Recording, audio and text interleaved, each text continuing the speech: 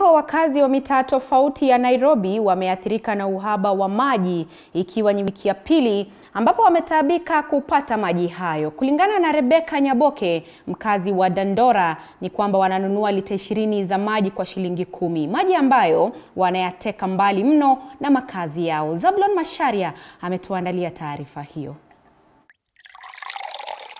Maji ni uhai, ila msemo huu unaonekana kutowafaa wakazi wa mitaa tofauti jijini Nairobi. Katika mtaa wa Dandora, mifereji ni mikavu, hii ikiwa ni wiki ya pili. Kulingana na Rebeka Nyaboke, inawabidi kuteka maji yenye ladha ya chumvi na kwa bei ghali.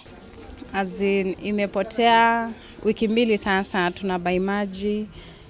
Maji ni shida, inakuja let's say mara moja kwa wiki, na inakuja tu masaa then inaenda. So tunakubai maji, tunatembea, na hata hiyo maji tunabai si poa, ni ya chumvi. Tangu hii ugonjwa wa corona yaanze, tuko na shida sana ya maji. Hata unaona watoto wako nje, kwawekee maji kwa ndoo, waoke mgono, ni shida sana. Sasa maji hata ikikuja inakujanga kwa mwezi mara 2. Kulingana na Kamau ambaye ni muuzaji wa maji eneo la Baraka, inawabidi kuyauza maji yale kati ya shilingi 30 na 100. Tunauzia maji kulingana na vile huko. Wewe tukikuangalia hivi wewe ni mtu wa kulia, tunakuchapa 30. Wewe tukiona wewe ni dong hivi tunakuchapa 80, chwani 40, yeah.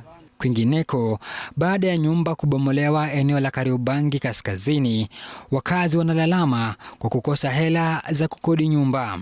Chumba hiki ni cha magunia na ambacho kinawasitiri watu 8 kutokana na baridi ya usiku na umande wa asubuhi. Juu kama saa hii ni siku ya mwisho huku, hatuna mbele, hatuna nyuma.